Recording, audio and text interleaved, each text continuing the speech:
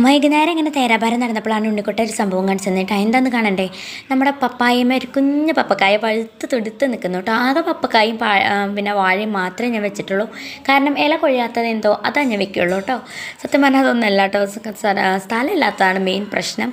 എവിടെ കുഴിച്ചാലും ഈ പ്ലംബിങ്ങിൻ്റെ പൈപ്പ് കാണുള്ളൂ കേട്ടോ. അപ്പോൾ ഇത് മാത്രമേ ഞങ്ങളുടെ വീട്ടിലുള്ളൂ. അപ്പോൾ ആദ്യത്തെ വിളവെടുപ്പാണ് ഇത്. നമ്മൾ വെച്ച് നമ്മൾ തന്നെ പൊട്ടിക്കുമ്പോഴുള്ള ഒരു സുഖം അതൊരു പ്രത്യേകത തരല്ലേ. അപ്പോൾ ഞാൻ ആദ്യം വെച്ചിരുന്ന പപ്പക്കായ നമ്മുടെ ആണത്തയ്യ എന്നൊക്കെ പറഞ്ഞിട്ട് അത് വെട്ടിക്കളഞ്ഞു കേട്ടോ.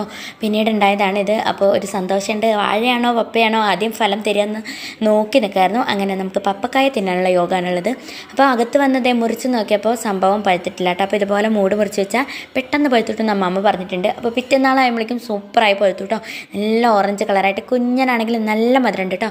സാധാരണ നിങ്ങൾ തൊലി ചെത്തിയിട്ടാണ് കഷ്ണങ്ങളാക്കാറ്. ഇവിടെ ഏട്ടൻ നേരെ തിരിച്ചാണ് ചെയ്തുകൊണ്ട് അതുകൊണ്ട് തന്നെ പകുതി കാമ്പും ആ തോലുമ്പോൾ പോയിട്ടോ. അപ്പോൾ ഇത്രയുള്ള വിശേഷങ്ങൾ ഇഷ്ടമായി സബ്സ്ക്രൈബ് സപ്പോർട്ട് ചെയ്യാൻ മറക്കല്ലേ. ടാറ്റാ.